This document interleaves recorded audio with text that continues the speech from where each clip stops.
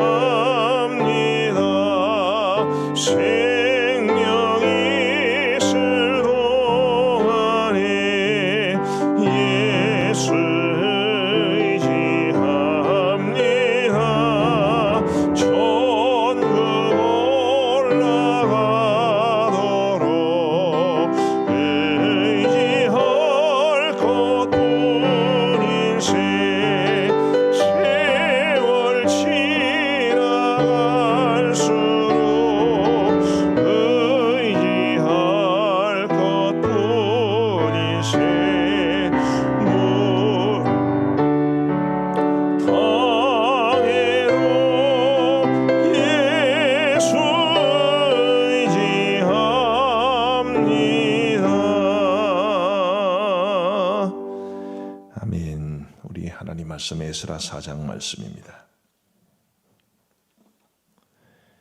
에스라 4장 11절부터 24절까지의 말씀을 우리 교독하시겠습니다. 에스라 4장 11절부터 24절 말씀입니다. 제가 먼저 11절을 읽겠습니다. 아닥사스다 왕에게 올린 그 글의 초본은 이러하니 강 건너편에 있는 신하들은 왕에게 아뢰나이다. 당신에게서 우리에게로 올라온 유다 사람들이 예루살렘에 이르러 이 패역하고 악한 성읍을 건축하는데 이미 그 기초를 수축하고 성곽을 건축하오니 이제 왕은 아시옵소서. 만일 이 성읍을 건축하고 그 성곽을 완공하면 저 무리가 다시는 조공과 관세와 통행세를 바치지 아니하리니 결국 왕들에게 손해가 되리이다. 우리가 이제 왕궁의 소금을 먹음으로 왕이 수치당함을 참아보지 못하여 사람을 보내어 왕에게 아뢰오니 왕은 조상들의 사기를 살펴보시면 그 사기에서 이 성읍은 패역한 성읍이라. 예로부터 그 중에서 항상 반역하는 일을 행하여 왕들과 각도의 손해가 된 것을 보시고 아실지라. 이 성읍이 무너짐도 이 때문이니이다. 이제 감히 왕에게 아뢰오니 이 성읍이 중건되어 성곽이 준공되면 이로 말미암아 왕의 강 건너편 영지가 없어지리이다 하였더라. 왕이 방백 르훔과 서기관 심세와 사마리아에 거주하는 그들 동관들과 강 건너편 다른 땅 백성에게 조서를 내리니 일렀으되 너희는 평안할지어다. 너희가 올린 것을 내 앞에서 낭독시키고 명령하여 살펴보니 과연 이 성읍이 예로부터 왕들을 거역하며 그 중에 상상 패역하고 반역하는 일을 행하였으며 옛적에는 예루살렘을 다스리는 큰 군왕들이 있어서 강 건너편 모든 땅이 그들에게 조공과 관세와 통행세를 다 바쳤도다. 이제 너희는 명령을 전하여 그 사람들에게 공사를 거치게 하여 그 성을 건축하지 못하게 하고 내가 다시 조서 내리기를 기다리라. 너희는 삼가서 이 일에 게으르지 말라. 어찌하여 화를 더하여 왕들에게 손해가 되게 하라 하였더라. 아닥사스다 왕의 조서 초본이 르훔과 서기관 심세와 그의 동료 앞에서 낭독되매 그들이 예루살렘으로 급히 가서 유다 사람들을 보고 권력으로 억제하여 그 공사를 거치게 하니 이에 예루살렘에서 하나님의 성전 공사가 바사왕 다리오 제2년까지 중단되니라. 아멘. 돌아온 유다 백성들이 이제 예루살렘 성전을 재건하기 위해서 성전 기초 공사를 하고 막 공사를 시작하려고 할 때 큰 방해거리가 생겼습니다. 여기 르훔과 심세라는 사람이 나오는데요. 이 두 사람이 이제 주동해서 그 인근의 사마리아 사람들을 비롯해서 많은 여타의 부족들을 통해 그 당시 페르시아의 황제에게 이 성 공사를 중단시켜야 된다라는 그런 이제 글을 올리게 되었습니다. 그런데 그 글이 올라가기 전에 그들이 어떤 일을 했나요? 우리가 지난 금요일 날 말씀을 살펴보았습니다마는 그들이 우선 이 유다 백성들에게 제안을 합니다. 우리도 하나님을 섬기는 사람들이니까 이 성전 재건 공사를 우리도 함께 할 수 있도록 해달라 그렇게 부탁을 하죠. 돌아온 유다 백성들은 그것을 거절합니다. 거절할 수밖에 없습니다.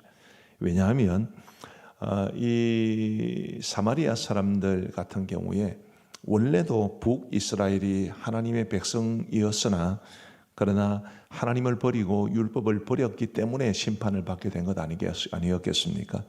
그들이 원래도 하나님에게서 멀리 떨어진 사람들이었지만 북이스라엘을 점령한 아수르가 취한 정책이 문제가 되었습니다. 아수르는 여러 나라들을 점령하면 강제 이주 정책과 강제 결혼 정책을 통해서 사람들의 순수한 피를 섞어버리는 정책을 취했습니다. 한 민족의 정체성을 없애버리는 것이죠. 그래서 이 사마리아 사람들이 생겨나게 되었습니다. 단순히 피가 섞였다 혹은 이 민족의 정체성이 사라지게 되었다라는 것을 넘어서 그들의 종교도 혼합주의가 되어버렸습니다. 그러니 하나님도 섬기고 다른 우상도 섬기는, 오히려 하나님을 섬기는 것이 훨씬 더 약한 그런 사람들이 성전 공사를 함께 하겠다고 나섰을 때 선뜻 그들의 손을 잡을 수는 없었습니다. 자, 거절하는 것이 당연한 것이었고 그것이 합당한 일이었습니다. 자, 그러면 그 이후에 어떻게 되어야 했나요? 우리 많은 그리스도인들은 우리가 바른 길로 행하면 세상의 모든 일들이 형통하게 술술 풀릴 거라고 생각하는 경향이 있습니다. 믿음으로 살면 언제나 형통하겠습니까? 그렇지 않을 수도 있다는 것을 오늘 이 본문은 보여주고 있는 것입니다. 바르게 했습니다. 합당한 모습이었습니다. 그들의 손을 잡아서는 안 되는 일이었습니다. 바르게 했으면 형통해야 될 텐데 그것도 여호와의 성전 공사라는 선한 일을 하는 것 아니겠습니까? 나쁜 일도 아닙니다. 선한 일을 함에도 불구하고 그 선한 일을 믿음으로 행하고 그리고 바르게 하려고 노력했음에도 불구하고 방해거리가 닥치게 된 것입니다. 우리 사랑하는 성도 여러분, 우리가 믿음으로 살면 모든 일이 술술 잘 풀리고 형통하게 되면 얼마나 좋을까요? 그러나 세상 일이 그렇게 만만하지가 않습니다. 이 세상에는 우리 하나님께서도 역사하시지만 사탄도 여전히 일하고 있기 때문에 우리가 믿음으로 산다고 해서 모든 일들이 다 그냥 술술 풀리는 것을 기대하는 것은 굉장히 부당한 일입니다. 저는 요즘 번영신학의 문제점을 지적하는 책을 보고 있습니다. 번영신학, 아주 쉽게 말하면 그냥 예수 믿으면 잘 된다, 만사형통한다, 내 영혼이 잘됨 같이 내가 범사에 잘 되고 강건한다, 이제 이런 것들이 번영신학이죠. 그 번영신학의 문제점은 무엇입니까? 번영신학은 잘 들어보면 굉장히 매력적입니다. 예수 믿으면 다 잘 된다니까 얼마나 매력적입니까? 근데 번영신학의 문제는 잘 안 되면 그게 믿음이 없는 사람으로 몰아가는 게 문제인 것입니다. 저도 이제 몸이 조금씩 연약한 데가 생겨납니다. 허리에 협착도 생겼습니다. 근데 예수 믿으면 강건한다고 그랬으니까 저는 예수 잘 못 믿는 것입니까? 번영신학의 문제점은 그런 것입니다. 자녀들이 잘못되면 믿음이 없어서 그렇다고 그러고 기도 안 해서 그렇다고 그러고 그런 게 문제인데 오늘 본문은 그런 번영신학이 잘못되었다는 것을 분명히 이야기해 주죠. 믿음으로 살아도 바른 길을 선택해도 형통하지 않을 수도 있다는 것을, 오히려 더 큰 방해가 찾아올 수 있다는 것을 오늘 본문은 가르쳐 주고 있는 것입니다.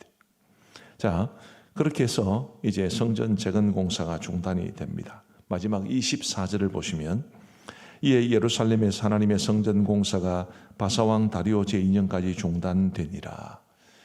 이 다리오라는 사람이 나오는데 다니엘서 6장에 나오는 그 사자굴 사건과 관련된 다리오는 아닙니다. 이 페르시아에는 다리오라는 이름을 가진 왕들이 많았습니다. 여러 명이 있었습니다. 그 중에 한 사람을 가리키는데 어쨌든 바사왕 다리오 제2년까지 중단되었습니다. 그 기간이 한 17년 정도 됩니다.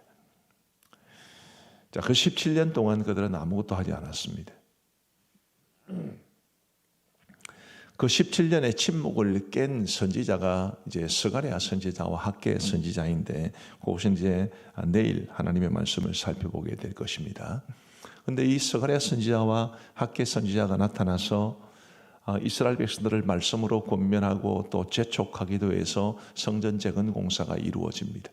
거꾸로 말하면 17년 동안 중단되어 있는 그 중간이라도 그들이 똑같은 일을 했다면 성전 재건 공사는 이루어지지 않았겠습니까? 그런데 그들은 17년 동안 아무것도 하지 않았습니다. 17년 후에 다행히 움직일 수 있는 것도, 움직였던 것도 감사한 일인지 모르겠습니다만은 그 17년의 세월 동안 어쨌든 그들은 이 방해로 인해서 위축되고 아무것도 하지 않고 그저 자신의 삶을 챙기기만 급급했으니 이 또한 안타까운 모습이 아닐 수 없습니다.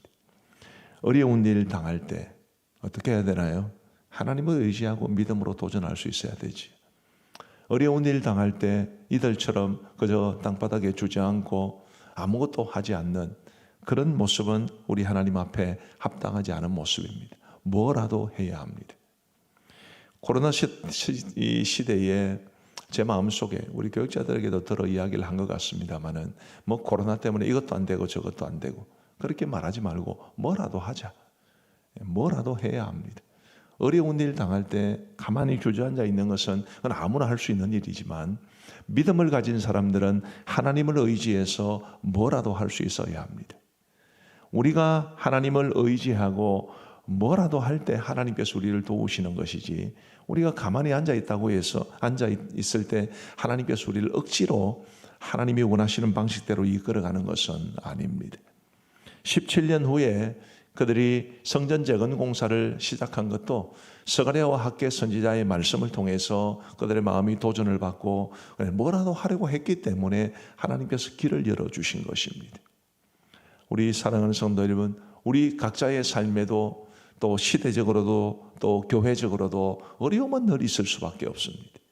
그런 어려움이 있을 때 우리가 하나님을 의지하고 믿음으로 도전해 보느냐 그렇지 않느냐 이 차이는 굉장히 큽니다. 우리 하나님께서 우리를 통해서 일하신다 혹은 우리를 위해서 일하신다 라고 할 때에 우리가 믿음으로 하나님의 뜻을 받들어서 이 어려운 현실에 도전한다는 그게 참으로 중요하다는 것을 알고 우리가 믿음으로 살 때 때로 어려움에 처하고 방해를 받고 저항에 부딪혀도 그래도 하나님 의지하여 믿음으로 도전할 수 있는 우리 모두가 되기를 간절히 바랍니다. 오늘 본문을 유심히 살펴보신 분들은 아시겠습니다만은 조금 이상한 게 있습니다. 12절을 한번 보시죠. 12절 말씀해 보시면 왕에게 아뢰나이다. 당신에게서 우리에게로 올라온 유다 사람들이 예루살렘에 이르러 이 패역하고 악한 성읍을 건축하는데 이미 그 기초를 수축하고 성곽을 건축하오니, 이 맞는 말입니까? 우리 목사님들 어떻게 생각하시나요? 이 맞는 말입니까? 지금 성전입니까? 성읍입니까? 원래 성전을 건축하는 것과 관련된 것이죠. 그런데 지금 이 조서에는 악한 성읍을 건축한다고 그랬고 성곽을 건축한다고 했습니다. 이게 느헤미야 시대에 있었던 일입니다. 그래서 이런 부분은 조금 헷갈릴 수 있습니다만은 여기에 대한 해석은 크게 보면 하나가 이 조서를 올린 르훔과 심세가 이제 거짓말을 한 것.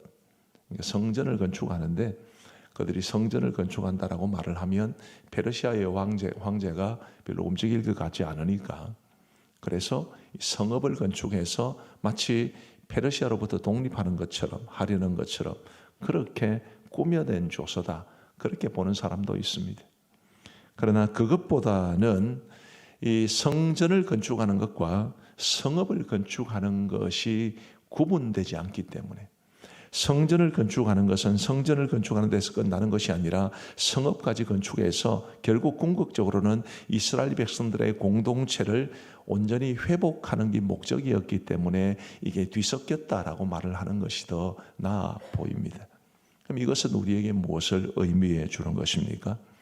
우리의 신앙생활과 우리의 일반적인 삶, 성전으로 대표되는 우리의 믿음 생활과 성읍이라는 것은 원래 사람들이 그곳에서 살아가는 것 아니겠습니까? 이 일반적인 삶이 결코 분리가 돼서는 안 된다는 것을 우리에게 말해 줍니다. 믿음으로 살아야 되고 사는 것은 믿음에 기초해야 된다는 것을 우리에게 말해 주는 거죠. 에스라와 느헤미야는 원래 한 책이었습니다.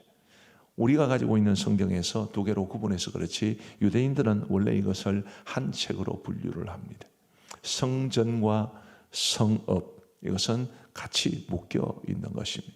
성전만 세우고 성읍은 세우지 않으면 온전한 도시의 기능을 발휘할 수 없는 것이고, 성읍은 세워졌는데 성전이 없으면 그것은 허울만 좋을 뿐 하나님이 원하시는 모습은 될 수 없습니다.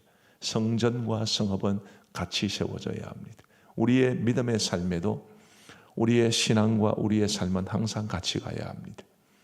믿음을 가지고 있다면 믿음을 가진 사람답게 살아야 되죠. 믿음을 가졌다면 믿음의 원리를 따라 살아야 됩니다. 우리가 살아가는 모습이 믿음과는 전혀 다르면 하나님께서 기뻐하시는 모습이 될 수 없습니다. 부디 저와 여러분들이 우리 하나님 앞에서 믿음 생활에 힘쓰는, 믿음과 생활이 함께하는 그런 복된 삶이 되기를 간절히 소원합니다. 기도하시겠습니다. 우리 하나님 아버지 감사합니다. 오늘 이 주일 새벽에 저희들의 단잠을 깨우시고 우리 하나님 앞에 새벽 제단 쌓을 수 있도록 인도해 주신 것을 진심으로 감사합니다. 우리 하나님 아버지, 오늘 주신 말씀 깊이 생각하면서 우리가 믿음으로 살아가더라도 때로는 방해에 부딪히고 어려움에 처할 수 있다는 것을 인정할 수 있도록 도와주시고, 그런 어려움과 방해가 있을 때에 그저 좌절하고 낙심하고 주저앉아 있는 것이 아니라 하나님의 손길을 의지하여 도전하고 힘차게 나아갈 수 있도록 인도하여 주옵소서. 그럴 때 하나님이 우리를 보이지 않는 손길로 도우시고 우리에게 능력을 베풀어 주실 줄로 믿사오니, 주님이여, 아무리 어렵고 힘든 상황이라도 정말 우리 하나님을 의지하여 믿음으로 도전할 수 있는 용기를 우리에게 허락하여 주옵소서. 아버지 하나님이여, 믿음과 그리고 생활이 따로 가지 아니하도록 도와주시고 성전과 성읍이 같이 가야 했던 것처럼 우리의 믿음과 우리의 삶이 일치할 수 있도록, 믿음은 삶으로 이어지고 삶은 믿음에 기초한 우리의 모든 삶이 될 수 있도록 역사하여 주옵소서. 아버지 하나님, 오늘 거룩한 주의 성의를 허락하여 주셔서 감사합니다. 이 하루를 살아가는 동안에도 이 날을 거룩하고 복된 날로 인정하고 하나님 앞에 주일을 성수하기 위해 힘쓸 수 있도록 도와주옵시고, 무엇보다도 우리 하나님 앞에 나와 온전한 예배 생활에 힘쓸 수 있도록 인도하여 주옵소서. 여러 가지로 많은 어려움과 고난과 또 역경에 이제 직면해 있는 우리 성도들도 계실 것인데, 하나님 앞에 나와 해법을 찾게 하여 주시고, 예배를 드리는 중에 은혜를 받고 그 은혜의 힘으로 우리 앞에 놓여진 어려움들을 타개해 나갈 수 있도록 하나님께서 은혜를 베풀어 주옵소서. 아버지 하나님이여, 특별히 날씨가 너무 무덥습니다. 주님이여, 우리 성도들 가운데 연약하신 분들, 혹은 연로하신 분들, 혹은 너무 어린 아이들, 혹시 무더위에 지칠까, 몸 상하지 않을까 걱정이 되는데, 하나님께서 우리 모든 성도들을 이 무더위 속에서도 꼭 지켜보아여 주옵소서. 자비하신 아버지 하나님, 오늘 우리가 드리는 모든 예배 가운데 함께하여 주셔서 이 새벽 예배로부터 저녁 예배 이르기까지, 우리 주의 학생들의 예배로부터 장년들의 예배, 무지개 예배 이르기까지 우리의 모든 예배를 통해 하나님 홀로 영광 받으시고, 우리 모든 성도들이 하나님 앞에 온전한 예배 드리면서 은혜 충만히 누리게 하여 주옵소서. 주님, 이제 어제를 마지막으로 이제 우리 올여름의 교육부서의 모든 여름 행사가 끝이 나게 되었습니다.